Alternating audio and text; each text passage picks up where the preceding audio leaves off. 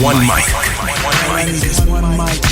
Just different. One mic with Big Mike. The overall tenor of what he's saying is very stupid. And they say his style is too urban for the radio. Maybe it's not racism, maybe it's placism. Brother has to know his place, right? One mic with Big Mike. Things aren't always what they seem. A sports talk show, but no subject matter is off limit. Don't just tell me that the reason something's being done is because that's the way it's always been done. Because the first thing I'm going to say to you is slavery. And now, your host, I got the big homie here who needs no introduction. Big Mike. All I need is one mic.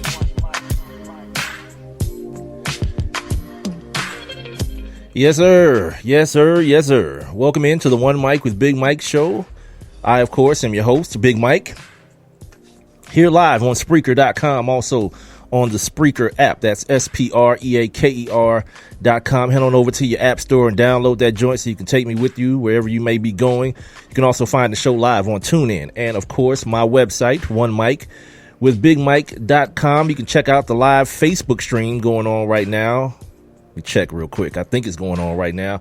My Facebook page is at the number one MIC, WITHBIGMIKE. While you're there, make sure you give it a good old like. Share it with your people as well. You can also follow me on social media or on Twitter and Instagram at the same handle, One Mic with Big Mike. If you want to get involved with the show, you can do so in a variety of ways. You can leave your comments and questions and critiques right below the live streaming video here on Facebook, or I guess it's not here. Guess I'm not doing the old Facebook Live thing. It's supposed to have started. All right, I'll try to figure it out here in just a second. Or you can text me at 404-902-8104. That's 404-902-8104. And, of course, the live interactive chat room is wide open and bunking already. Somebody's up in this joint. Who's here? The homie, I am no dose, is here. Giving me a hard time. I'll explain here in just a second, my man. Damn you. To get inside the live interactive chat room, you must be listening via Spreaker or the Spreaker app, or of course my website, onemicwithbigmike.com. On the streaming player, you'll see a little thought bubble icon. If you click that, it'll get you up inside the chat room. Also, while you're there, make sure you click that little heart icon as well as the share buttons and all those things and whatever. Tonight, got my man, finally, somebody called me back today, my homie Dave Zirin from the Edge of Sports podcast. He also writes for thenation.com. Did an article, went and hung out with Colin Kaepernick a couple Saturdays ago, and he wrote a very a good article about it, man, and I want to actually have him on and talk to him about that, and I want to give my thoughts on the whole Colin Kaepernick situation as well, because there's a lot of misinformation that's being floated around about him. People speaking on his behalf, calling themselves advisors, or people referring to them as advisors, and very few people have talked to the man himself. And this guy, Dave Zirin, has actually spoken to Colin Kaepernick here recently in the last week or two. So I definitely want to get his thoughts and talk to you guys about the things that for you all who don't know, the things that Colin Kaepernick is actually doing while he is unemployed. Reg, what up, Reg? Do you see the stream, the video stream? Because it's saying on my end that I am actually streaming, but I don't see it on my Facebook here, and that's hella weird. So at the top of the next hour, I'll also give you guys take a look back and do my feature, which I call On This Day, where I give you guys some factoids and tidbits and all those good juicy things from sports history. But first, let's start off with the NBA playoffs, man. The NBA playoffs are heating up, finally. The Cavs hadn't played in like 10 days or whatever, but we do have Game 7 going on tonight. Big homie Johnny Wall. They played a wonderful, what was that, Thursday night? Or Friday? Was that Thursday or Friday that the Wizards beat the Celtics? Either way, man, it was a hell of a game. Your man was terrible, John Wall. Terrible for the first half of the game, but in true superstar fashion, man, that dude at the end of the game when he's talking to Lisa Salters, he said, "Look, if we're gonna go down, we're gonna go down with me getting mine off. If I'm over 30, that's cool." And I think that's the mentality you have to have. I remember hearing Reggie Miller say that back in the day before Game 7. It's like, look, I'm emptying the chamber because, like, I'm not going home with no bullets. And when you're the best player, I feel like you have to have that mentality. Late in the game, final shot, or the final made shot of the game is a deep three off of inbounds. Johnny Wall, like ice cold water in his veins. What's crazy is usually, though, we end up seeing a game like that in Game 6. The Celtics are not home in Game 7. We've seen Isaiah Thomas go slam off. What's the boy's name? Bradley. What's his first name? Gee whiz. Anyway, the shooting guard Bradley has been playing amazing at the crib. We gotta look for Brad Beal to do some more. So that's the thing that's crazy. Like, the one kid's last name is Bradley.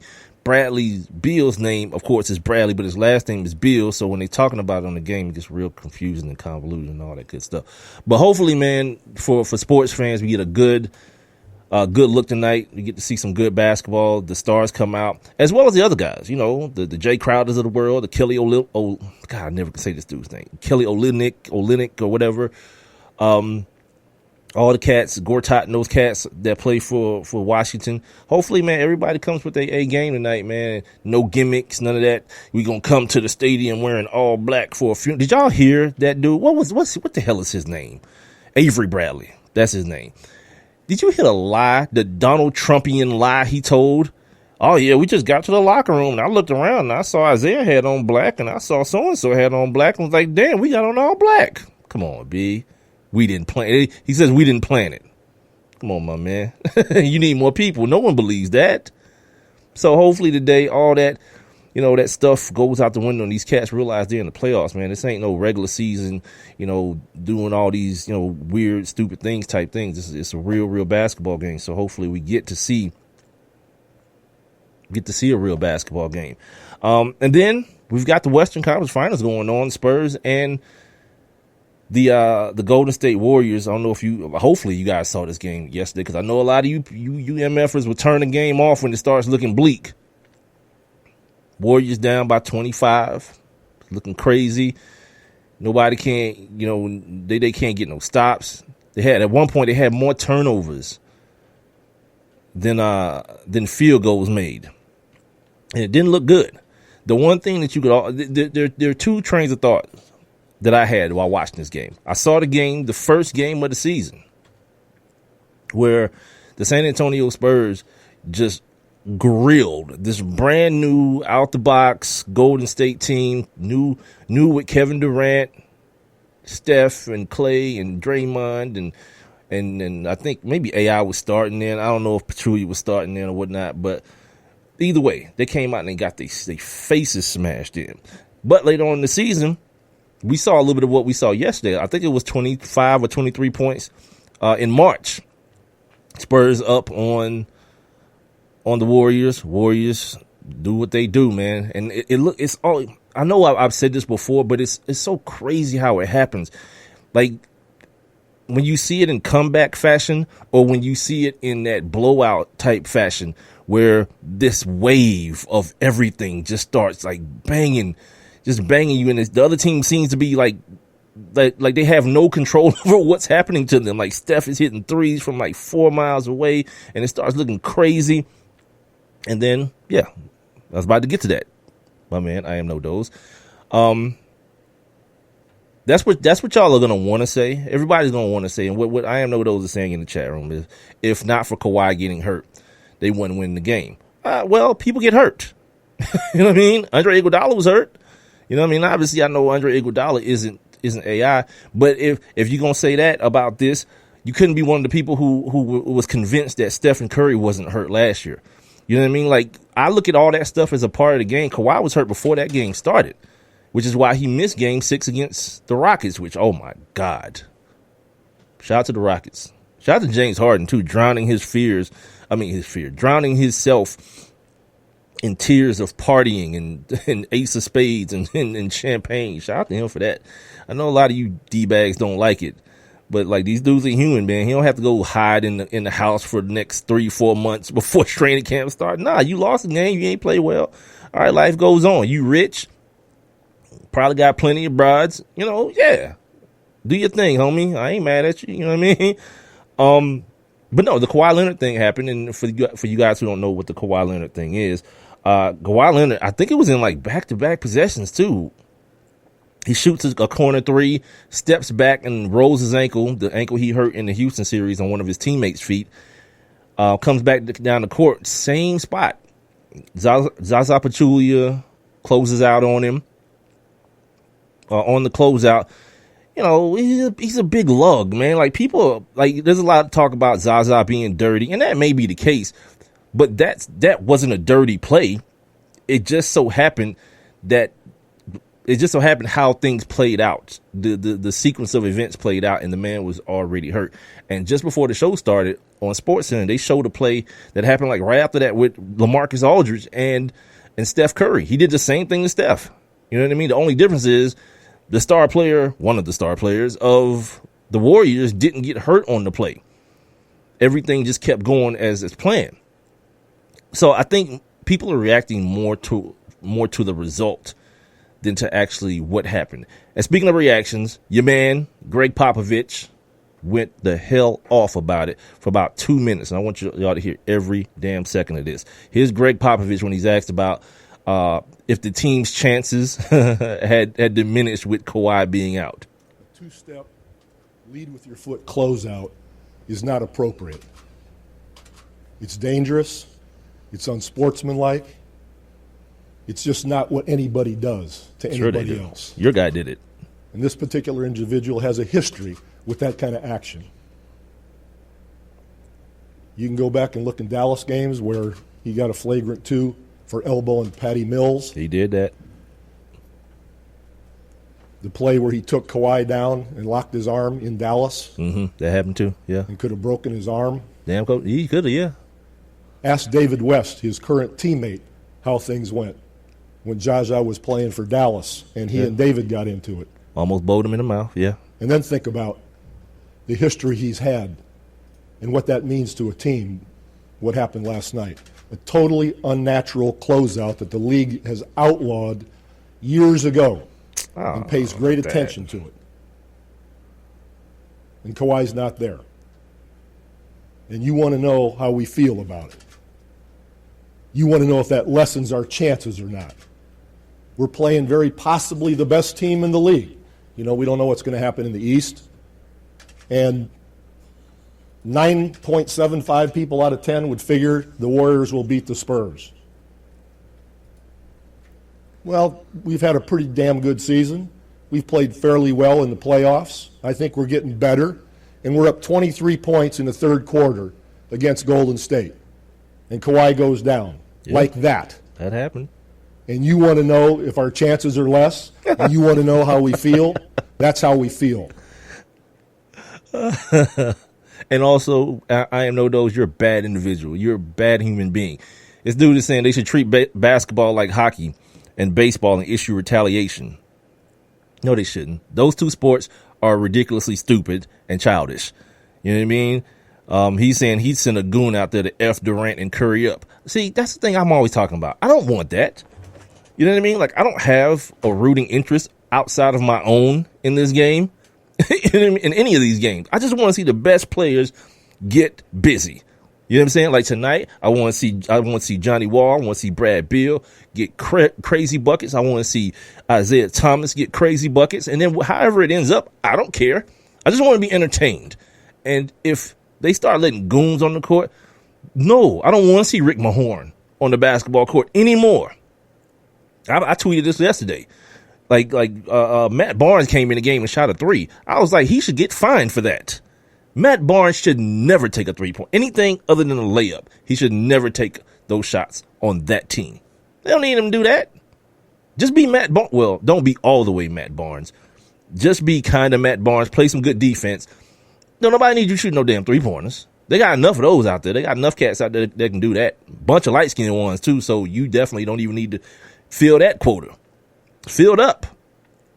So, yeah, I don't need to see no goons. I don't need to see Rick Mahorn and Charles Oakley and all these people who nowadays y'all out here celebrating like they was like all NBA guys. Nah, hell no. I don't need to see that. Give me as many people as you could possibly give me that can get crazy buckets, and I'm all right. I want to see basketball get played. I want to see no fights and melees and no malices and no palaces. None of that. I just want to see, especially during the playoffs, I want to see a bunch of buckets. Like this game tonight, it's going to serve to have some physicality in it. Like just the right amount. You know what I mean? Like the other day, that boy Kelly Oubre got kicked out. And as soon as it happened, I tweeted. I was like, the white boy Olynyk, he flopped on it, made it look like it was more than it was. He took it. He acted like he got hit by a Mack truck. This little skinny ass 175-pound soaking wet dude apparently has the power of Thor in him.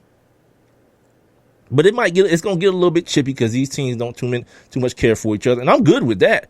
You know what I mean? Like if some weirdos want to get into it about something or the other, fine. But I don't need a whole bunch of goonery. I don't need a whole bunch of it. I'm good with the level that we'll probably see today. Like the stuff with Zaza. Zaza got to make his living, dude. Look at that dude. He should be an extra in the next installment of the Rocky franchise. Like he's that dude that there's only going to be a certain way that he's going to get on the floor, especially with that team. He's got to be able to set picks. He's got to be physical. He's got to be able to rebound. All these things. Now you put him in a position on the switch where he's closing out on an MVP candidate. This dude is clumsy and lumbering and all, whatever. He ain't athletic. So what he does, he closes out and turns around to box out the shooter. And in doing that, we've seen it all the time. We saw it with Kawhi Leonard when he twisted the ankle the first time. These guys take these gather steps before they take off running. We see it a lot of times where dudes catch the ball too close to the sideline. They'll take that gather step back before they go forward, and they end up stepping out of bounds. That's what happened with Zaza. He didn't take a purposely extra step. He was about to head back down the court, took another step, and your man just landed on it. It was just one of those things that we see happen a lot in basketball, but because of the magnitude of the game, because of how the game ended. If the game would have ended like that, who hit that last shot? Was it Steph that hit the last shot to put him up? Or was it KD? Either way, if the Spurs end up winning by 2, I think this is a lot less of an issue because you've stolen one on the opposing team's floor. You got the game on Tuesday, right? And then you don't have another game. If Kawhi's ankle is messed up, you don't got another game until Saturday, and you've got home court advantage now. I think part of it for Popovich is his guys, he and his guys. They crap the bed. Because these are still professionals, man. These are still professionals in the third quarter of a basketball game with a 25-point lead. And like I mentioned earlier in the show, they've done it twice this year. That's the second time they've done that with this team this year. One with Kawhi for 2+ quarters. So the comment earlier about with Kawhi being there, they wouldn't have won the game. I don't know that. The evidence that I have shows that it's just as possible that they would have because they've done it before this season. And I mentioned also that they've gotten their asses handed to them in the first game of the season. So it's turned out both ways with and without the guy that we're talking about. With all that being said, I don't feel like either team really has anything. I don't feel like the Warriors have a lot to boast about. And I don't think San Antonio needs to panic. And we saw that. We saw it last series, right? They lost the first game to Houston big, and Houston only won one game after that. Like, we always think about teams, the series going 6 games. Like, man, at least they went 6. But not really. If you think about it, they only won 2 games. They won 2 games to the other team's 4. That's not really impressive when you break it down and put it that way. So I don't think San Antonio has anything to worry about. I don't think they're a better team, but I also understand like the same thing that happened to Kawhi Leonard, same thing that Andre Iguodala is going through right now with his knee could happen to anybody. You saw Steph. I don't know if y'all saw this yesterday. Steph was behind the bench getting his arm worked on. You know, those things, and I mentioned the LaMarcus Aldridge closeout. Steph got a history of bad feet, bad ankles, and things of that nature. That could have turned the series as well. So when people start saying, "Man, it's over," like my homie on Facebook, Emmett Bean, "Oh, this series over." I call it that when one team's won 4 games. Like, I'm not gonna rush it, because then look, and then also too, if you rush it and it's over with, and then it gets over with, then you only got baseball, man. You got baseball and off-season football to be dealing with. You don't want that. You want to watch games. I think I do. So yeah, they can prolong it as long as they want to. And the fact that it's good teams playing makes me even more want for it to continue to move on and on and on. This is the One Mic with Big Mike show. I'm here live on Spreaker.com, the Spreaker app, tune in, and OneMicWithBigMike.com. Hey, Reg, when you get a chance, can you check the tune in? I think there's 2 of them for some reason, but if you can check the tune in and see if the show is live there, that would greatly help me out.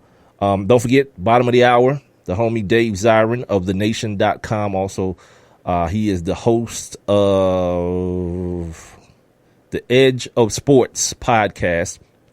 He writes a lot about race too. I think he's a white guy.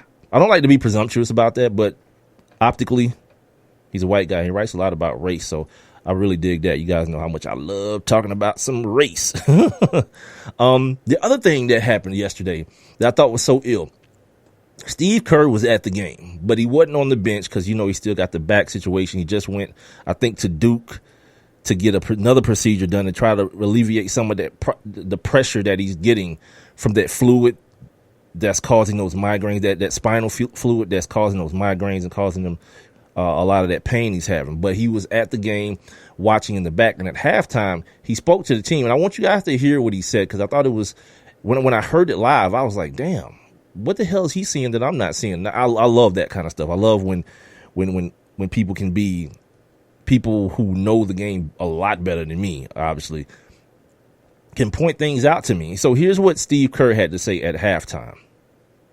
We got to find that balance between pace and discipline, right? So we're a little out of sorts because we're trying to push it, but now we're turning it over a little bit. I thought our defense was actually really good in the first quarter, but then we turned it over. They got some easy ones, so now we're playing from behind, and then the second quarter we got out of sorts. So get your poise back.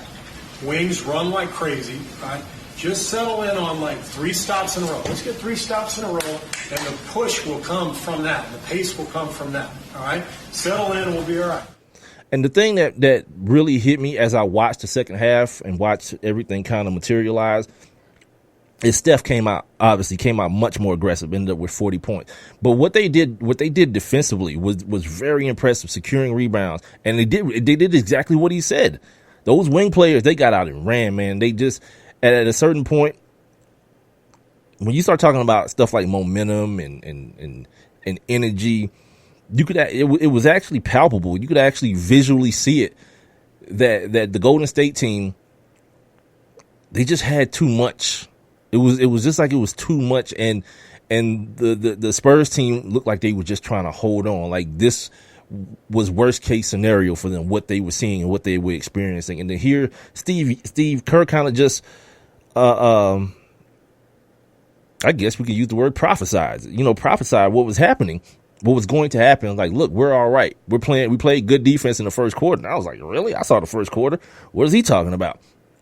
But this is a team that, for all the people who want to say, oh man, this team don't even need a coach, you see his value, because there were some errors. There were some errors where with Mike Brown in the end, like he played Klay Thompson the whole fourth quarter, and Klay was bad offensively. He was very, very bad. I think he was 0 for 3 in the fourth quarter. Like, Klay is missing a wide open, like Mark Jackson calls him, that's a layup for that shooter. That shooter being Klay Thompson, he's missing them. Which also, how do I want to put this? It's one of those silver lining things. When you get 70 something points out of 2 players, KD and Steph, I think it was 74 total, and one of the other coldest scorers in the game didn't really get off. That's not a good sign if you're the Spurs, because Klay, we've seen it, right? He has that ability in him to just get on these crazy ass rolls. Well, the next thing you turn around, it's like 24 points in a quarter, 30-something points in a quarter. And it's like, where the hell did that come from? So the fact that he shot as poorly as he shot and they were able to steal a game that they were down by 25. Now, he did a bunch of other things well, too. Klay is always going to show up defensively. He's probably the most underrated two-way player in the game. We talk about guys like Kawhi. We talk about guys like Jimmy Butler all the time. We talk about guys like tonight. We'll see Brad Beal. And we talk about those guys a lot.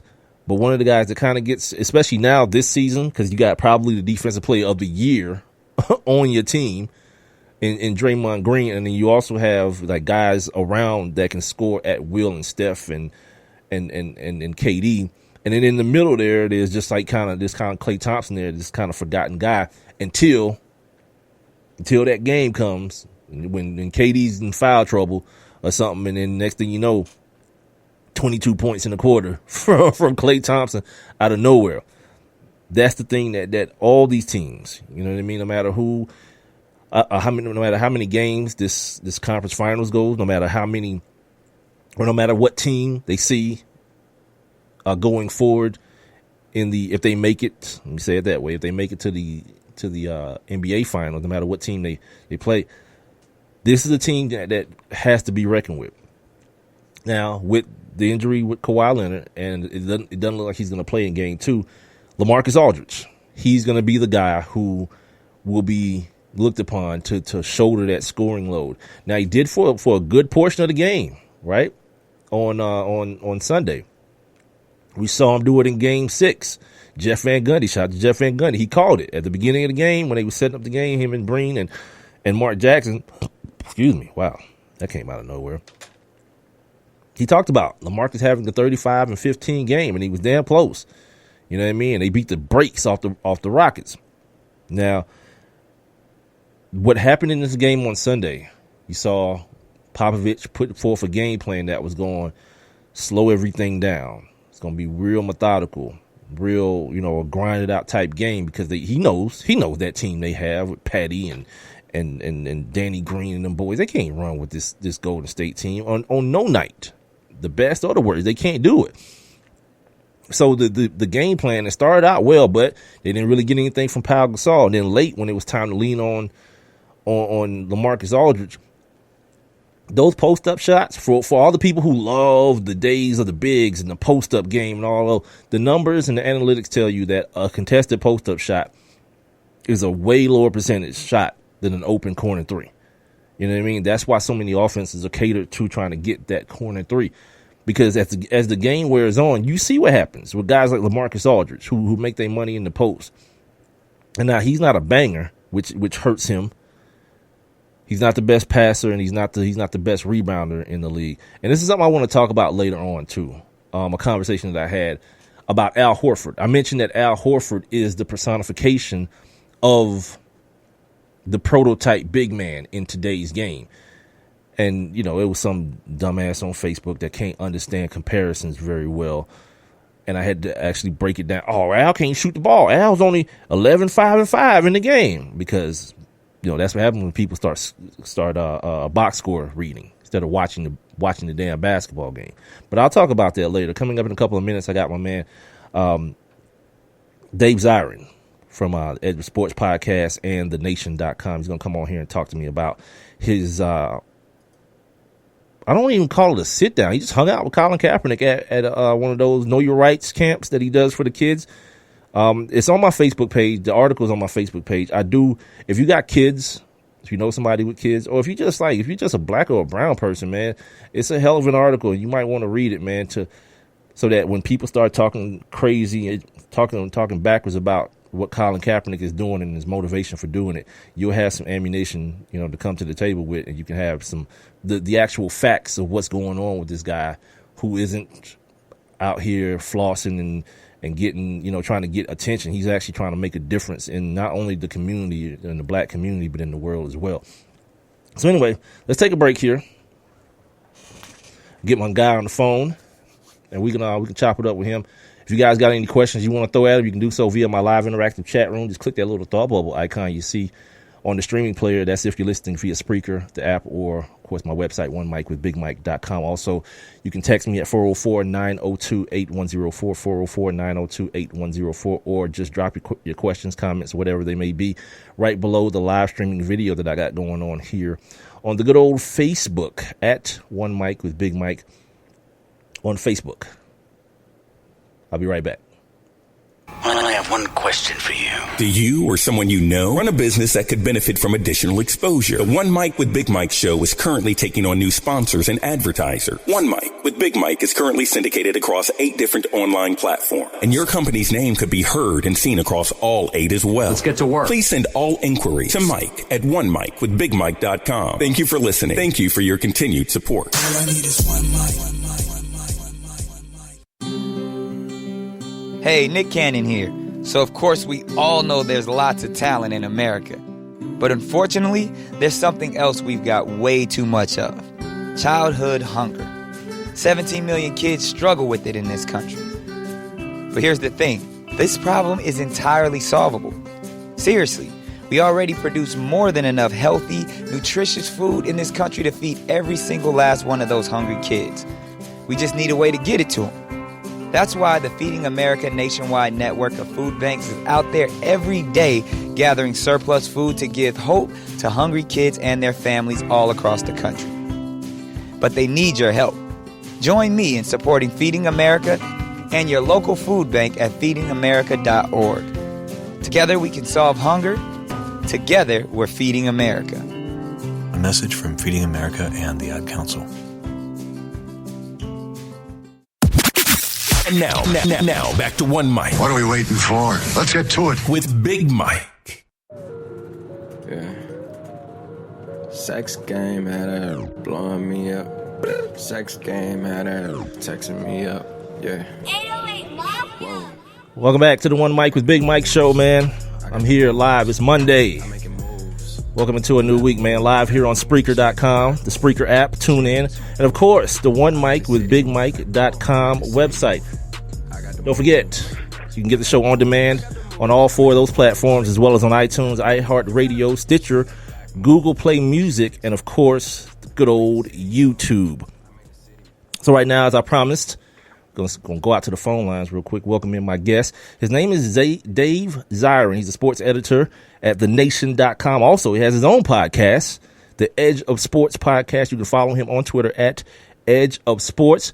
Let's welcome in, give a warm welcome and round of applause for the homie, Dave Zirin. What's going on, Dave?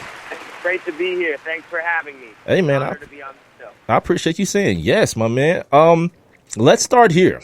You were in Chicago, man, for my man Colin Kaepernick's 3rd Know Your Rights camp. By the way, man, the article was awesome. Yep. The article was awesome, man, and I've shared it. Just told my people to make sure they read it because I think there's a lot of information in there for people, a lot of factual information for people to get outside of the things that have been kind of thrown around about what Colin Kaepernick is doing. So, first of all, for the folks that aren't aware of what's going on at these camps, can you give us a little bit of insight briefly on what you experienced and what you saw at the Know Your Rights camp? No, absolutely.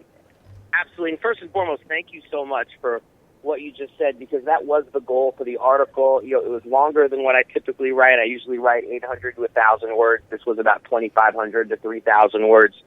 And the reason for it was because I really wanted to give people a sense of what these camps are all about, because people who are fans of Colin Kaepernick, people who respect of what he's doing in the world of social justice, may have heard that, oh, Colin Kaepernick, he's done these camps, he's done some stuff with kids, but there's no real sense about, like, well, what does that even mean? You know, and I was curious about that myself. Like, what does that actually mean, Colin Kaepernick working with kids? You know, and as much as a fan of Colin Kaepernick as I am, both on field and off, I was also, like, very curious as to how effective is this? You know what I'm saying? Like, are the kids actually being reached? Like, how involved is Kaepernick really? What is he doing? What is he trying to accomplish? And what I found was something pretty remarkable, and my respect for the man went up exponentially after spending 8 hours at the DuSable Museum of African American History, which is on the south side of Chicago, and it's where the camp was staged. So let me break it down for folks. I mean, it's about 50 Know Your Rights volunteers, and they all wear black T-shirts that say Know Your Rights. And on the back, it has a 10-point program, very much modeled on the history of the Black Panther Party. But instead of, like, there being demands, like the Black Panther Party's 10-point program, which were about demands about things like reparations, right, and the right to self-defense, this is more like a kid level 10-point. It's like, you have the right to be educated, you have the right to be brilliant, you have the right to express yourself. So it's just more like positive thinking for young people, but really framed politically. Because for a lot of kids, maybe they don't think they have the right to be brilliant or express themselves or things of that nature. Especially the kids from those type of areas as well. Exactly. And that's the second thing, is that's who they were trying to reach, and that's who they did reach. So you've got these 50 volunteers, and then you've got about 200 young people, ranging in age from 13 to 18. And these are young people who, the Know Your Rights people found them through community organizations that work with at-risk youth. And these were the young people who were there at the conference. And so throughout the day, it's like there's a series of seminars. And the seminars are all led by very dynamic speakers who've flown in from all over the country, but also a group who came from Chicago itself so they could speak about the nitty-gritty of what people have to do in Chicago. Right. And these seminars are on everything from black history to nutrition, to financial literacy, to legal rights. Right. Young people actually knowing what are your rights if a police officer stopped you. And in Chicago in particular, that's a very critical thing to can be a young lifesaver. people about, particularly young black kids about, because Chicago, as was pointed out, and this is factually true, is the false confession capital of the United States. And only 1%, this number is so crazy to me, only 1% of people arrested in the city of Chicago call a lawyer upon being arrested. Wow. And so people just think they have access to a lawyer when there are lawyers working pro bono in Chicago ready to take that call and help people. And that was like a real point of the camp. And Colin Kaepernick made this very clear. And I'll get to Kaepernick's role in this in a second. Well, what he said this, and I think it's a really good crystallization of what the Know Your Rights camps are all about, is that he said the goal of the camps is to open up young people's minds to resources that already exist in their community, right, that they might not know how to access, or they may not be aware of. So that's history, food, financial literacy, legal rights. All of that was framed in a Chicago context. Hey Dave, you know what I thought was ideas are important. Oh, I'm sorry. Go ahead. You know what I thought was so ill when he talked about tracing his lineage back to Africa. And for all of those kids, all 200 of those kids, he put one of those Ancestry.com DNA kits in a book bag that they were given so that they could find some sense of worth and some sense of who they are, going past where America starts telling them who they are, which was slavery. Going past it, I felt like when I read the article, I was like, that might be the illest thing in here. I know with all the nutrition stuff and the financial literacy stuff, that's all cool. But for a kid to have a sense of self, I think is the knowledge of self. Right, is the foundation and the base of all that. And for this man to give them that, like I couldn't do anything. As much as I already big him up, I'm even more so like you. I was even more respectful of having that depth of thought when it came to those kids. I was blown away by it, my man. And that's was like the coup de grace. Yeah, exactly. Of the entire day, because throughout the day, and this is like my impression of Colin Kaepernick before that even happened was sky high. Because what I saw throughout the day was other people were doing these presentations, but Colin Kaepernick was like emceeing everything. Like he was coming out before and after every speaker, making sure that the main points that were said really were hammered home with the young people, doing some call and response. And then he also, I was sort of peeping him out, when he wasn't on stage. And he was, because that's why I was there. I wanted to give my readers an impression of who this guy is. Yeah. And I saw him in the nitty gritty, making sure every I was dotted and T was crossed. Like, he took the mechanics of the day so seriously. And then when he wasn't taking the mechanics seriously and it was in between sessions, man, he had time for everybody. Like, every last young person, every last chaperone who was there with a young person. I mean, I've never seen an athlete allow themselves to be that accessible and that vulnerable in front of so many people. And that's so by the time he got up there at the end, I say all that because by the time he got up there at the end and talked about the ancestry and whatnot, I mean, the crowd was already seeing him as family by that point. Word. Yeah. Like, he was no longer Colin Kaepernick, superstar. He was like this dude who had just been with them all day, helping them through with these ideas. But then it was almost like he then wielded his celebrity for that greater good, because he's talked about, on a very personal level, like his own sort of sense of unhappiness. Yeah. Until he actually got in touch with his African roots. And then and this was the other thing that, I'm just going to be very frank with you. It surprised me. Maybe it shouldn't have surprised me. But when he said that to these 13 to 18-year-olds, that they would now be able to access their own DNA records and know where they were from, there was like this explosion of joy. Yeah, I can among imagine. The young people. Yeah, I can absolutely imagine that. I can imagine me being like 12 or 13 years old and hearing someone tell me that you're about to find out about you for the first time ever. Wow. It's an amazing thing. If you're wondering, the other voice that you're hearing is, Dave Zirin, sports editor, podcaster. You can catch his stuff. I advise you go read his stuff at thenation.com. Check out his podcast, The Edge of Sports Podcast. Where can they find the podcast, Dave?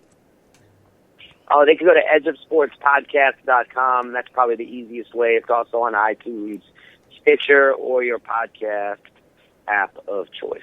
Let's clear up some of these falsehoods that surround Colin Kaepernick. So you were there, I'm sure, with an event like this. There was plenty of media there, was it? And then the reason I'm asking is because I have to address the idiots that say Colin Kaepernick is giving away his Jordans. He's flying food across the world. He's giving away suits to people that's coming out of parole offices. He's holding these camps with these kids, but he's doing it all for the publicity. So I'm sure there was hundreds of media there, was it not, Dave? Nah, there was me, and there was one freelance writer from Chicago who I know and respect a great deal named Evan Moore. And that was it. Yeah. That was it. Just the two of us. These events are very closed off to the media. Honestly, the reason why I was invited was because I had just been in like relentless contact with his people since the first one. Just being like, I just want to come in and peep this out. And they were kind enough to say, all right, let's do it. If you can fly to Chicago, we'd love you to have a look. And I think it helped that, from what I found out, that Kaepernick had been reading some of my stuff over the last year in support of what he was doing. Okay. And he came up and he thanked me for that. And we got to speak.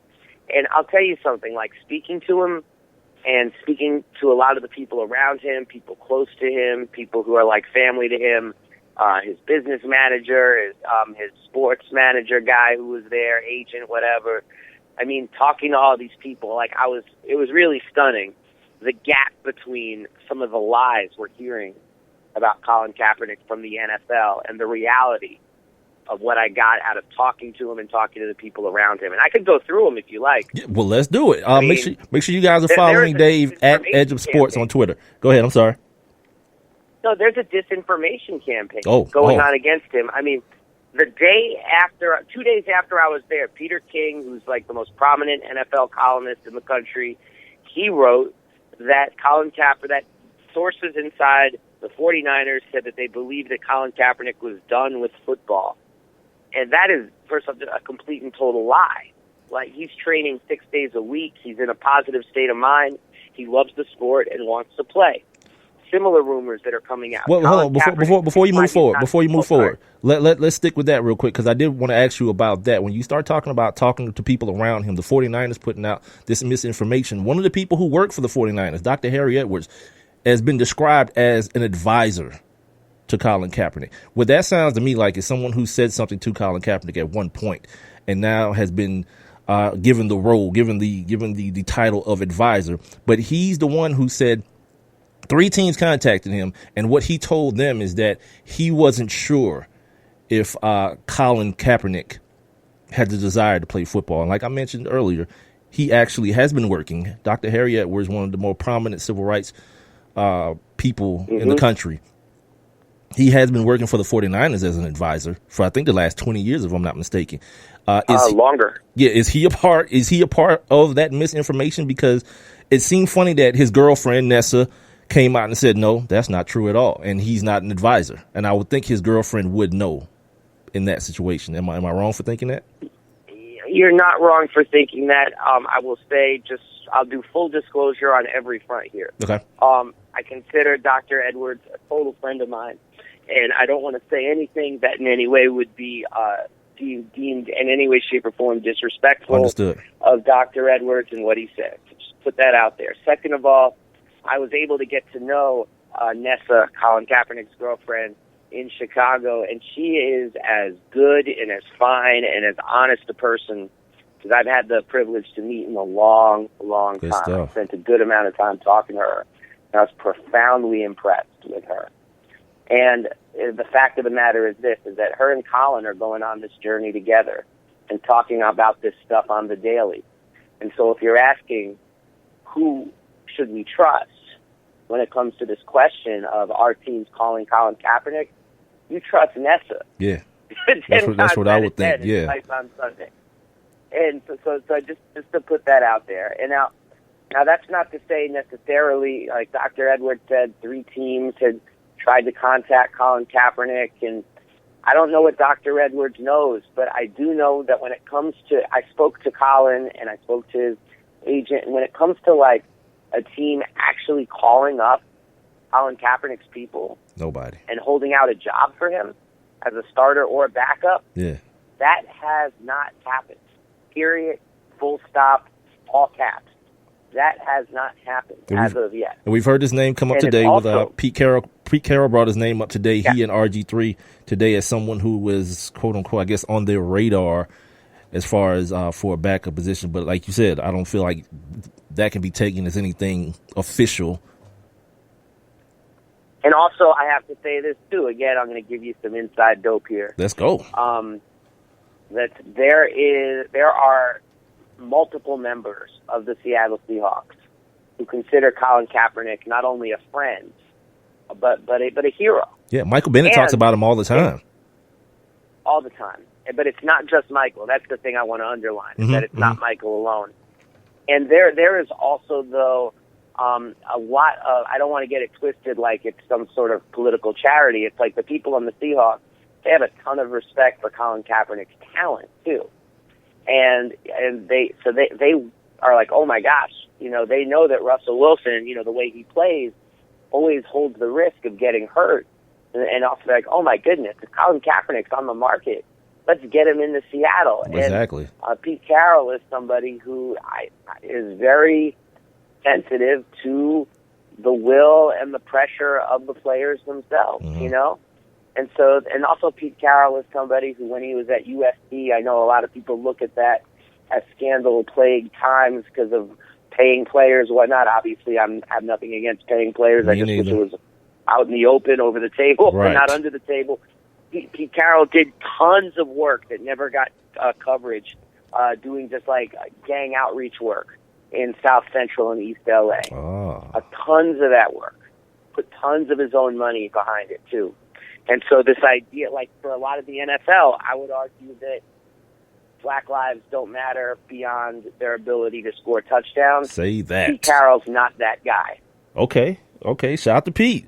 Let's go. But that being said, I have to say this too. It's so ridiculous, and I'm sorry to say this because I live in D.C., and I thought this young man was treated so terribly. When he was here, you can't, from a football perspective, put Colin Kaepernick and RG3 in the same sentence. Yeah. It's just absurd. Not as football players, anyway. No, not at all. Let's go through some more of these things. They're people. I see it all the time on social media, and there's a certain, group of people who love this one. Colin Kaepernick was a fool to redo that deal. I'm talking black and white people. He's a fool to redo that deal during the season and a fool for opting out of it. Now, Dave, I've tried to explain people that Colin Kaepernick needed to redo that deal because of some injury guarantees in the deal to get on the field to kind of showcase his talent. He also opted out of the deal because John Lynch was not going to carry Colin Kaepernick at $14 million. And it was beneficial to him to get into the free agency market as early as possible. So he went ahead and before he was a cut casualty, he just opted out because the result would have been the same anyway. Am I wrong in any of those things that I'm saying? Because apparently coming from my mouth, they mean nothing. You are so not wrong. And let me throw even some extra mustard on this too. Because it's unbelievable to me that people from Jason Whitlock to your typical anonymous egg Twitter person keeps throwing out this misinformation that, Colin Kaepernick walked away from all this money. No. Let me put some extra mustard on this. What I'm about to say is not only confirmed by Colin Kaepernick, it's confirmed by sources inside the 49ers. Mm-hmm. His time there was done. Yep.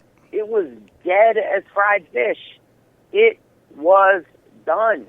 And what Colin Kaepernick did, which frankly goes completely counter to what these people inside the 49ers organization are leaking, this idea that, he's done with football, he only wants to do his social justice work now, is the reason why Colin Kaepernick opted out of the last year was precisely so he could have more time to find another team. Yeah.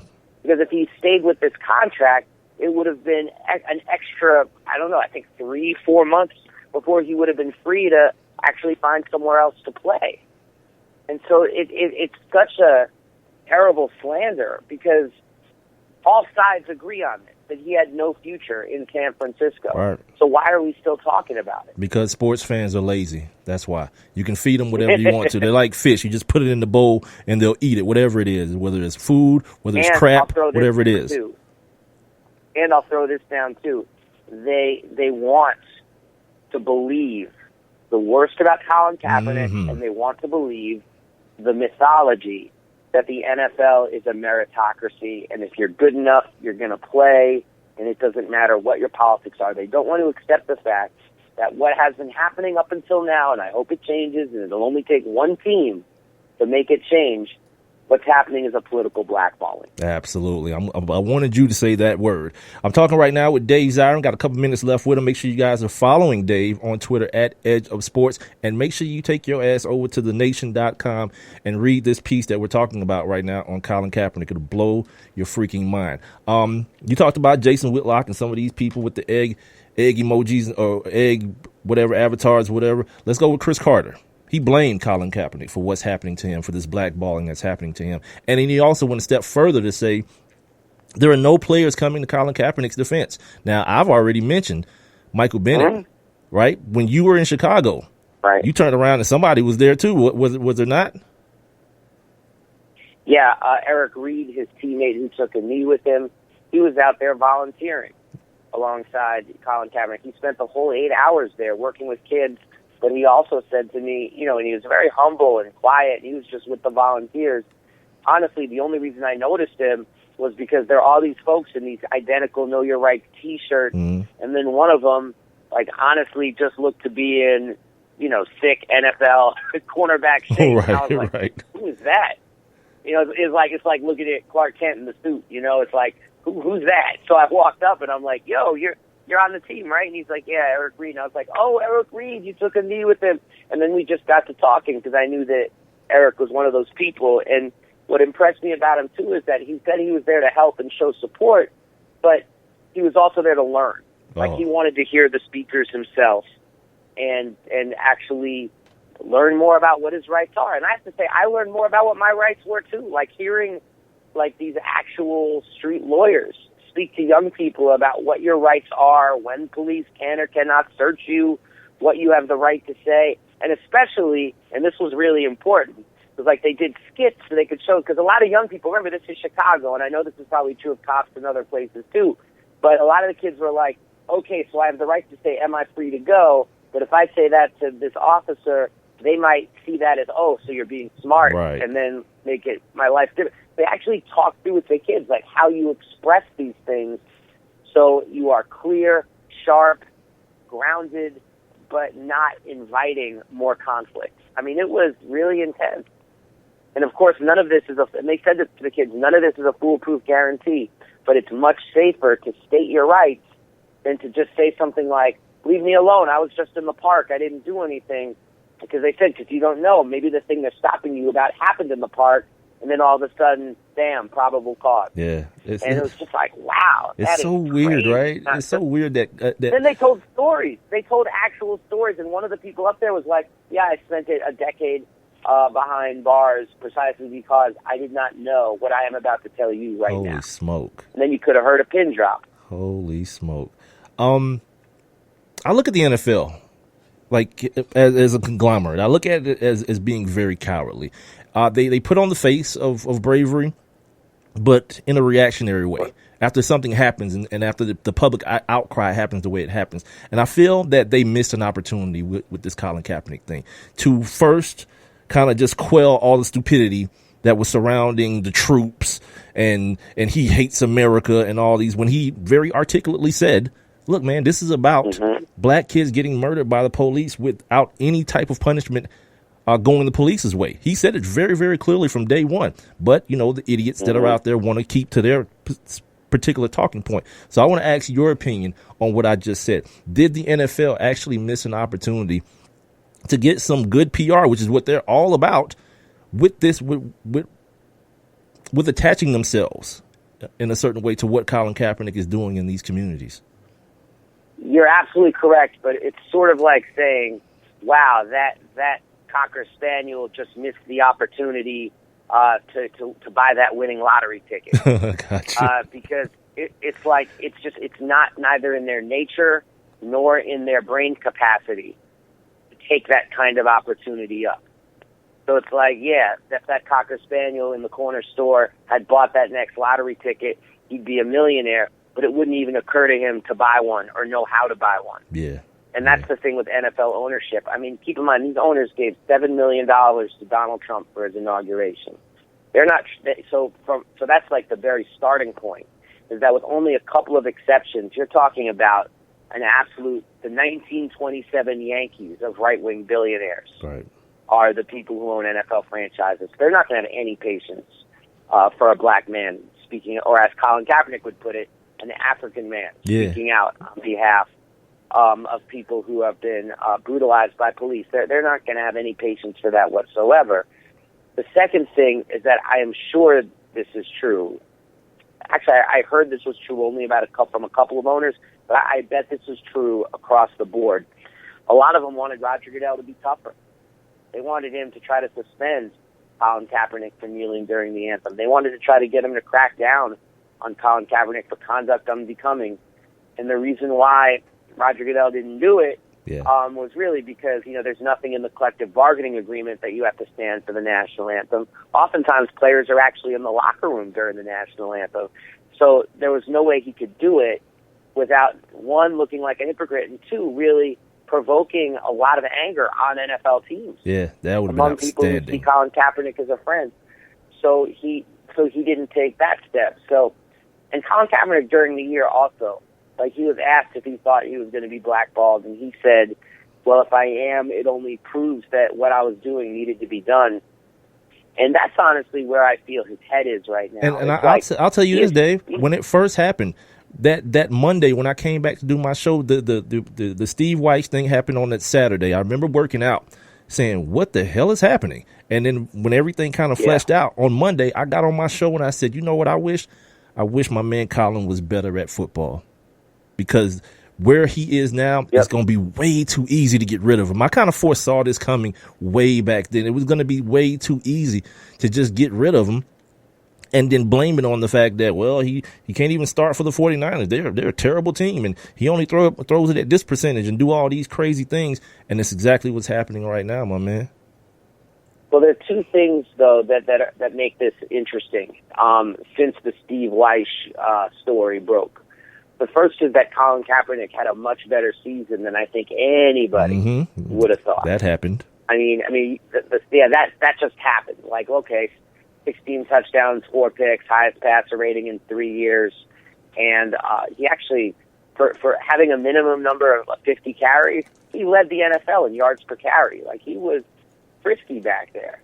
I mean, only playing 12 games, only Tyrod Taylor had more rushing yards from the quarterback position. Wow. So he had a stellar year. And let's not forget, the 49ers led the NFL in drops by a factor of 2. 7.7% of his throws got dropped. And to top it off, on top of everything else, his best receiver was Jeremy Curley. And all respect to Jeremy Curley, but come on, he got cut by the Jets. This is not your number one receiver. Yeah. So there's a lot there to work with. And I think a lot of folks didn't expect that. Like, because I remember a lot of folks saying, even people who loved what Kaepernick was doing, was that, this was the equivalent of, Angela Bassett, throwing the match and the car being on fire as she walked away. From waiting to exhale. She thought this is Kaepernick being like, all right, NFL, Kaepernick out. But then, the funny thing happened is that this league that's supposed to be a meritocracy, they're now signing Blaine Gabbert to contract and Mark Sanchez to contract. Think about that. While Colin Kaepernick's waiting by the phone. That's crazy. Last thing I got for you, man, it's real quick, and I'm going to let you go. Is Colin Kaepernick... By the way, you think it's just a coincidence? Do you think it's just a coincidence that Matt Barkley, who was number 2 in Philadelphia, was given number 7 on the 49ers? Wow, did not even know that. Yep. That's some slick ratchet stuff. Isn't that something? Is Colin Kaepernick going to play another NFL game? Ever? I think that eventually he will get signed somewhere, but it'll be the sort of thing, unless the Seahawks come up big, which is possible. Yeah. I think what you're going to see is a quarterback-needy team during the year reaching out to him, but nothing before then. Wow, that long. And it's going to be a shameful blot on the National Football League when everybody knows how weak the quarterback position is. They should be ashamed. Dave, my man, I appreciate you doing this, man. I learned so much. You guys make sure, head over to The Nation and read Dave's stuff, man. It's very insightful. You'll enjoy it. If you're a reader, if you're a sports reader, you want real information, not just the bull that gets spoon-fed to you. Go get some real information. Go to thenation.com. Check out Dave's podcast, The Edge of Sports podcast, and follow him on Twitter at Edge of Sports. Dave, my man, thank you so much for sharing your time with me, my man. No, thank you. Anytime. You got it. All right, let's take a break, man. Let's take a break. Let's ingest all that. Hope you guys enjoyed it. I know I did. Let's ingest it. Let's take a break real quick and come back. We can discuss a little bit of the article, the Dave Zirin article, and then move on to some other things. We got Game 7 about to start here in Boston between the Wizards and the Celtics. We'll do all that next. It's the One Mic with Big Mike show. Also, on this day coming up next, right here on the One Mic with Big Mike show, live, Spreaker.com, the Spreaker app, tune in, OneMicWithBigMike.com, Monday, Wednesday, and Friday, starting at 7 p.m. Eastern Time. I have one question for you. Do you or someone you know run a business that could benefit from additional exposure? The One Mic with Big Mike show is currently taking on new sponsors and advertisers. One Mic with Big Mike is currently syndicated across 8 different online platforms, and your company's name could be heard and seen across all 8 as well. Let's get to work. Please send all inquiries to Mike at OneMicWithBigMike.com. Thank you for listening. Thank you for your continued support. All I need is one mic. So you see, son, good manners are very, very important. Someday, many years from now, when you're a grown-up, you'll be a man. And when you are, you should be a gentleman. Do you want me to go through it one more time? Yes. Yes, please. Yes, please. Exactly. Always say please, thank you, you're welcome, and excuse me. Sit up straight, hold doors open for ladies. If a door's shut, then knock first. Don't burp, don't swear, don't speak with your mouth full, don't reach across people's plates, keep your elbows off the table. What table? And don't interrupt. While we're at it, don't stare, don't use foul language, don't call people names, but do remember people's names. Always share your toys, play nice, and cover your mouth when you cough or sneeze. On the bus, give up your seat to anyone who has trouble standing. Bottom line, treat others the way you'd like to be treated. Got it? Got it. And stop picking your nose. Most parenting is hard to do in just 2 minutes. But spending just 2 minutes twice a day making sure they brush their teeth is easier and could help save them from a lifetime of tooth pain. For fun 2-minute videos to watch while brushing, visit 2min2x.org. That's 2min2x.org. A message from the Partnership for Healthy Mouths, Healthy Lives, and the Ad Council. One Mic. All I need is one mic. What's the name of the show? One Mic with Big Mike. Ain't nobody getting hurt, ain't nobody, there's no crime being committed. And they say his style is too urban for the radio. This is real life stuff that's happened to me. Well, you know what? you and you. One mic with Big Mike. I like to be able to do what I want to do. A sports talk show, but no subject matter is off limits. Meek Mill's concert is not called the Hell Yeah I Bang Khloe Kardashian concert. And now, your host. Put your hands together for the one, the only Big Mike. All I need is one mic. Yes, man. I got to tell you guys about my week last week. I'll probably do it in the last segment. I caught a little bit of hell earlier. It's a jerk. I am no dos in my chat room. Had to miss a couple days, and you think it's the end of the world. Anyway, J.W. Boy Ledford is preparing to die by lethal injection. Ledford, 45, was sentenced to death for stabbing his elderly neighbor to death when he was 20 years old, leaving so many stab wounds in the man he nearly decapitated him. So, Ledford apparently will have one small victory before he passes in the form of a meal fit for a king. You know, they give these guys these last meals. You get to tell them what you want for your last meal. So this guy, Boy Ledford, is going to have a filet mignon, a.k.a. a filet mignon, wrapped in bacon with pepper jack cheese, large fries, 10 chicken fingers with sauce, of course. Can't choke on the chicken fingers when you're about to die. What kind of animals are you people? Fried pork chops, a blooming onion, some pecan, or if you're white, pecan pie with vanilla ice cream and sherbet. You want sherbet and ice cream. And for his beverage, LeBron asked him if he wanted a Sprite, and he said yes. A Sprite. Like, why is that a thing? I wonder. Does anybody know why that's a thing? That you get a last meal before you get murdered or not murdered. You get killed for killing someone else. Like, this dude did this when he was 20. It took 25 years to exhaust his appeals and kill him. Like, that's too long to me. Like, if he did it, I can't be saying that because so many times these things turn out bad for the bruhs. You know, some bruh gets killed and murdered, and then the DNA come out, it wasn't even him, and yeah, the world has it so disproportionately so where the bruhs are on death row like a must. So I can't even front on this dude being on 25 years. Like, if that's my family member and you supposed to be like giving me some sort of repentance or whatever, I don't know. I've never lost someone to a heinous crime or anything like that, so I don't know 25 years softens your stance or anything like that. I just got to assume that you're not as mad as you was, like, in the courtroom when he got found guilty. You know what I'm saying? And so now 25, like, everybody all old and stuff. It's people who weren't even born, probably. Anyway, whatever. It's that time of the show. I give you guys some historical tidbits and factoids. Yeah, and this thing I like to call On This Day. Now, let's take a look back. On this day. All right. First on this day in a week.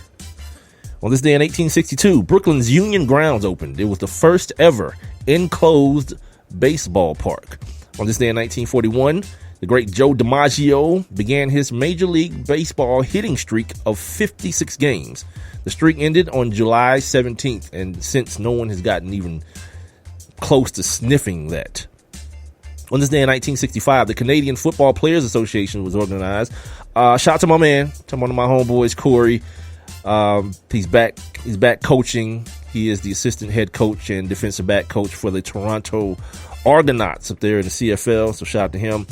On this day in 1973, Nolan Ryan of the California Angels pitched his very first no-hitter, first of many. And on this day in 1991, U.S. President Bush, I think this is first Bush, 91, yeah, first Bush. He took Queen Elizabeth to an Oakland A's Baltimore Orioles game. Could there have been two more hooder teams, Baltimore and Oakland? And then finally, on this day in 2016, you guys remember it well. I do not know how to say this dude's name. Roned Odor of the Rangers. He knocked the living hell out of Jose Bautista of the Toronto Blue Jays, After Bautista made a hard slide into Odor at second place, Odor was suspended for 2 days later, or who was suspended 2 days later for 8 games. The suspension was eventually adjusted to 7 games, and that is your Monday edition of On This Day. I really hope y'all enjoyed the interview in the last segment. My man Dave Zirin, got a chance to sit down with Colin Kaepernick, man, who, like, you guys who've heard the show and listened to the show long enough know I'm not a rooter for players. I don't root for players or whatever. I root for stories. I love sport in and of itself. But I actually, man, I root for this guy. I root for this man. Not the player. I root for this man because of what he is, how convicted he is in what he's doing, man. If real quick, I think I have this. I want to give you guys these 10, they're not 10 commandments. They're what are they called? Hold on, because I want to definitely go to my man's article here and give you guys what's on the back of these Know Your Rights t-shirts, man. And if one comes to Atlanta, I'm gonna figure out, how you can volunteer. Like, not to be like, I'm not no star chaser and none of that kind of stuff, man. But like, I want to. Seems like something that's up my alley, man. Just trying to help kids figure out how to save their damn lives, man. You know what I mean? And what I was about to say, talking to Dave, was like as proud as I want to be that this is happening, I also feel ashamed, man. I feel ashamed for America that this is even needed. You understand what I'm saying? On the back of the t-shirts, 1, you have the right to be free. 2, you have the right to be healthy. 3, you have the right to be brilliant. 4, you have the right to be safe. 5, you have the right to be loved. 6, you have the right to be courageous. 7, you have the right to be alive. Good gosh. Number 8, you have the right to be trusted. Number 9, you have the right to be educated. And number 10, you have the right to know your damn rights. Well, I threw the damn in there. To know your rights is what it says. This is some of the most powerful stuff I've ever seen in the world of sports, man. And Common was at this event, at this camp, this Know Your Rights camp as well, and he talked about the parallels between what Kaepernick is doing and what Ali did back in the day. I wasn't alive back then. I've heard stories, man, of his courage and his bravery and standing up to the forces that were coming against him. And he also he made reference to a quote from Bill Russell. And he said, when Bill Russell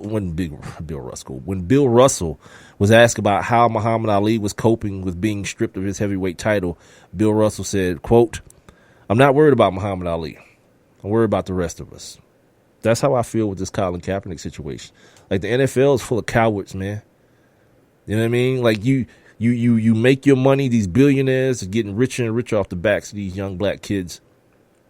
But when somebody steps up and says, how about we teach them how to save their own lives with something other than a ball or a rap lyric? Well, I can't even say rap lyric because, like, these cats still out here want to live street lives too. So whatever. Other than with a ball. The NFL's like, wait, nope. And to hear that Roger Goodell's punk ass, like, he wanted to do more. He wanted to suspend the dude.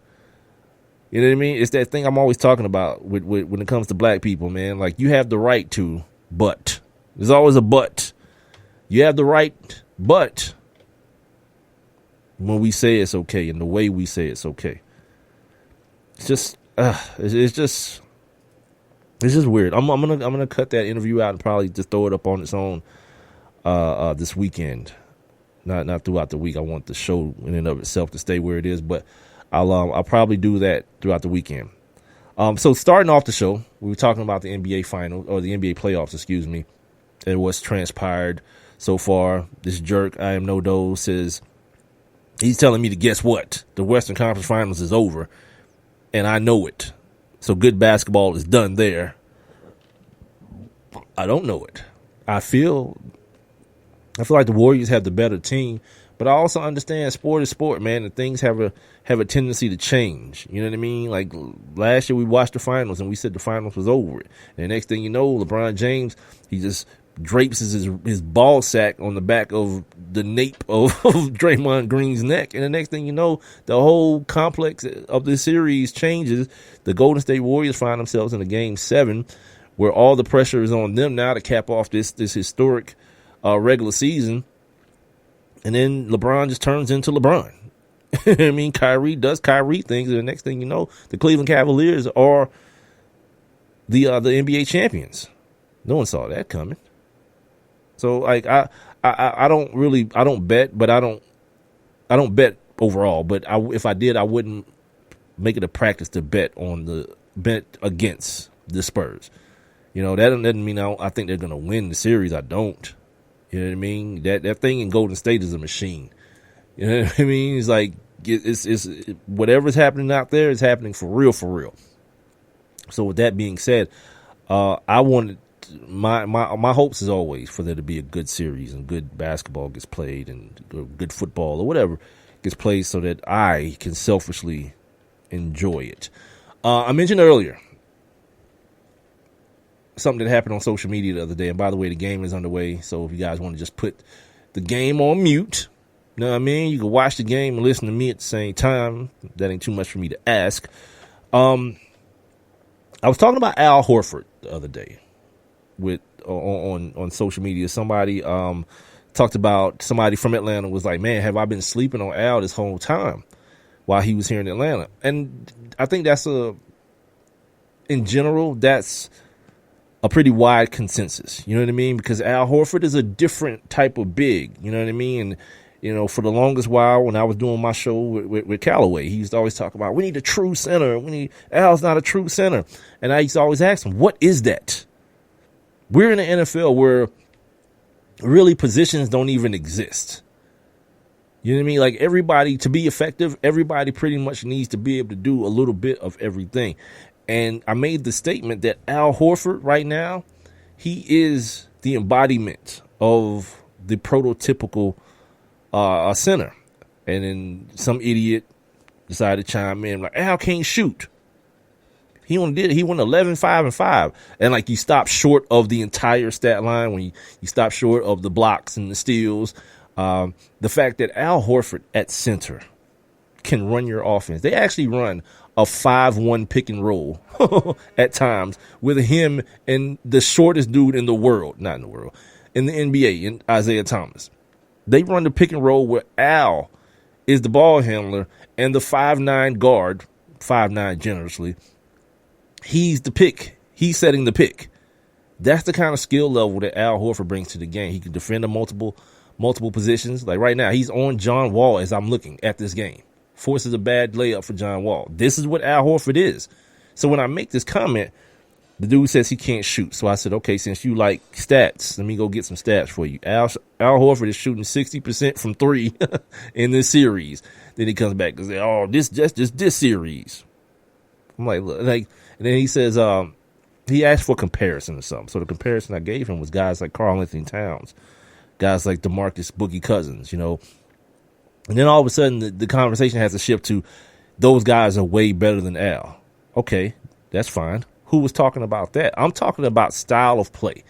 And right now in the playoffs, because those two guys have been at home for the last couple months, Al's in the playoffs right now. And what he brings to the table is exactly what the NBA is right now. The big, tall guy that can do everything. Probably the most extreme example of it is Kevin Durant. Although Kevin is not really a banger, he does a lot more with Golden State now than he did with Oklahoma City in previous years as far as playing down around the rim, protecting the rim, turning his back, getting some post-ups in as well. So I didn't understand at the time, and I don't understand now. You guys, maybe if you're listening right now, you can tell me if I'm off base in this when I'm talking about not whether Al is like an all-time talent, but in the style of play that Al Horford's been playing, and he's been, you know, they've been bigging up Al. The commentators have been really bigging up Al Horford's game and showing some appreciation for the things that he does that don't show up, you know what I mean, in the box scores or whatever. The other thing I wanted to talk about too, before I get out of here for the night, is The love-hate with James Harden that I thought was like crazy funny, man. I kind of alluded to it earlier in the show when I first started, but you can see these kind of things coming because you guys are idiots. Like, sports fans are idiots. When James Harden came out during the season, when everybody was like, yeah, let's bash LeBron for resting during the season. Let's bash whoever else, the Warriors who rested their whole starting lineup. Let's do that. And James Harden saw an end. He saw a little gap where he could get up in there and people could show him some love. And he did. He took it. When he was asked about resting, James Harden said, resting? I ball. I'm a hooper. No damn ball. And Mike D'Antoni know not to come at me with that garbage. All right. Cool. It's like it's a lid over the rim in this game right now. We're coming up on 9 minutes to go, and everybody's just clanging. There's Avery Bradley for the 3. Shout out to him. I'm at the end of this show because I want to watch this damn ball game. But no, the thing with James Harden now, they get blown out in the closeout game at the crib, get beat very badly. He doesn't play well at all. And then all of a sudden the narrative changes to James Harden don't have no heart. He don't care. Then he went to the club. TMZ caught him at the club after the game. He don't even care. That's your MVP? Y'all too predictable and stupid as well. You know what I mean? Like, this whole, that narrative that surrounds professional athletes, especially great athletes, great players, that they have to be on at all time. That the circumstance of them being in a closeout game, a pressure-packed game, can't affect them. Because everything has to be measured against the greatest to ever do it. Like the Kobe's and the Michael Jordans. Like, look, James Harden, he balls. But it's just levels to this. You know what I'm saying? Like, everybody ain't Mike. Everybody ain't built that way. Like, in any other realm of life, Michael Jordan he and Kobe Bryant would probably be looked upon as like sociopaths or psychopaths or something. Just for how obsessive they are or were about what they were doing on the basketball court. No, like, if you worked with that guy at your job, whatever job it was, you'd hate him. You'd hate that guy. But now you expect everybody in your sports world.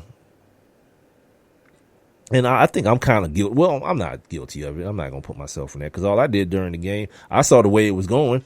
I turned it. I didn't even see how the game ended. I don't even know, what did they win by 40 or something like that? I didn't care. Like, I knew it wasn't going to be no good basketball, so I was like, all right, see what's on the DVR. See what's on demand. Let's see what's on freaking on freaking Netflix or something. Yeah, I was out. Once I saw the way this thing was trending, I don't mess with no bad sports. I don't care if it is the playoffs. I'm not messing with it. Speaking of DVR, something that I'm trying to work out. I'm trying to work something out with the people at WGN. I don't know if you guys and girls watch the show Underground. It is what it sounds like. It's the story of the Underground Railroad as told by the homie that did 12 Years a Slave. And I really like the show. One of the homies, Big Mark Cooper, who messed with the show every now and then, kind of was going back and forth with him a little bit on social media about it. And it's very, the story in and of itself is like crazy complex. I'm not a big fan of the writing, the way the show is written, because it just makes me pause at times where, like, you have a slave saying to another slave, y'all about to compromise my plan. I was like, wait a minute, compromise? Where you get that from? You can't read, bruh. Like, it's been established in the storyline that you can't read. Where you get compromise from? But anyway, the action of the movie, the show is cool. You learn a lot from it. You get some perspective on different elements. Something that I'm always talking to people about when we come up with these things about, like, you know, the house N-word or, you know, coon and sellout and these things that we like to throw about, not realizing that these people that we're describing with these terms, that they're slaves too, that they were slaves. They weren't like they were free people because they lived in the house. And this show actually gives you a good depiction of some of the envy that's back and forth. Like the field workers, obviously they have some sort of envy and resentment towards the people working in the house, but then it goes the other way too. And I think that surprises a lot of people, and I can see exactly how it works. They have the proverbial sellout, former house, N-word. He's now turned slave catcher himself as a black man. And, you know, the emotion that the character evokes is like, oh man, I hope they kill his ass. I hope they whoop his ass and all this kind of stuff. But in reality, his story is one it's told in an unspoken way. You know, the Cato character he has the burns on his face. He has all the whelps on his back. So, you know, this is not some born in the big house black dude. He was a slave. And you see his character at every turn. His way of being and the things that he's about is self-preservation. He's given up hope on depending on other people to get him what he feels like he deserves. That includes black people. Like, he don't care who he's got to go through to maintain his level now of freedom, because he was at one point a runaway. It's so complex, and I think there's a lot of things within the show that get missed because, you know, like black people do, man, you get all emotional about stuff that you've seen 20 million or read 20 million times before, but now you're seeing it again for the millionth time, and it's like, I can't believe this is happening. Slow down, man. Put the emotion aside, man, and open your mind up a little bit. So hopefully here in the next week, 2 weeks or so, I can procure an interview. I don't even know if I use that word correctly. I can secure an interview with a cast member of the show, and they can appear on my show, and we can get to the bottom of some of these things. Before I get up out of here, let me check and see if there's anything else important. Oh, before I leave, I gotta talk about Eddie Lacy's fat ass. That dude made $55,000 today off of 2 pounds. He got like weight clauses and all this kind of ridiculousness in his contract, to the point where he came in at 253. The threshold was 255. I see you, Brad Bill. The threshold was at 255. My man came in at 253 and made him a cool $55,000 for that. Like, cuz that's your job, man. Like, you supposed to be in shape. Yeah, man. I mean, no hate. It's good if you can get it. You know what I mean? In other NFL news, I don't even know if this is NFL news. You know what I mean? Like, Antonio Cromartie is on child number 14 now. I meant to pull the sound of him naming his children on Hard Knocks from a couple years ago. 14 kids. I don't know what Antonio Cromartie is doing for a living these days. Not sure. But he got 14 kids, man. A couple years ago, Antonio Cromartie had twins. This is after he had a vasectomy. There's Al Horford, non-shooting ass, banging out the three from the top of the circle. Yeah, had a vasectomy. And wifey showed up, 2 babies in her. And now there's another one on the way. One more for the clan. This dude got enough for a whole damn football team to go both ways, and then a kicker, a kickoff man, and a punter. You got 3 specialists as well. Shout out to Cromartie, man. Golly. I remember when Cromartie came out of Florida State. I don't know how many people remember this. He didn't even play at Florida State. Had some injury things going on, and then his mom was sick, so he was like, damn that. I got to go to this combine and show out, and he did. His combine workout was amazing. Go to this combine, man, and go get some money, man. Try to help my moms, yo. And he did it. Made a nice little living. I saw him on television one day talking about how he's driving around in his hybrid. He don't have all the fancy cars like anybody. He seemed to be very responsible, man. But damn, dude, 14? And finally, I've already mentioned this. Yeah, finally, Pete Carroll saying that Colin Kaepernick is on his list of guys that they're looking at. They got Trevon Boykin, who just got into some trouble a little while ago, some legal trouble. And before he got drafted, I think he punched a police officer allegedly or something like that, coming out of TCU. So, I mean, the upgrade is real. Like, Colin Kaepernick is definitely an upgrade in that sense.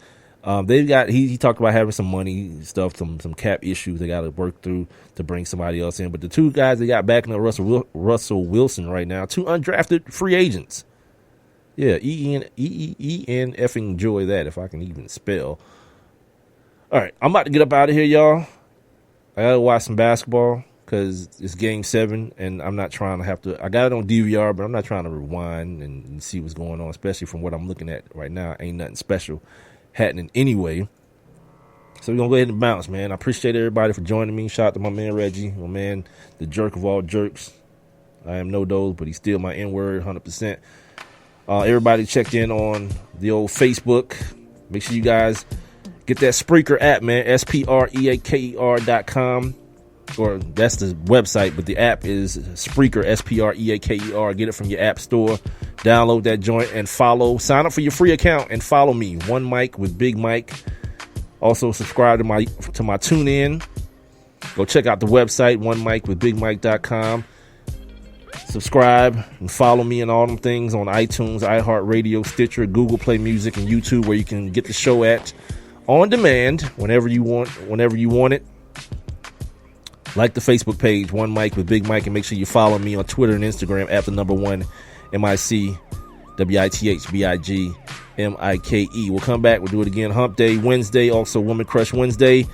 It's the One Mic with Big Mike show. Don't forget, man, all you need is one mic.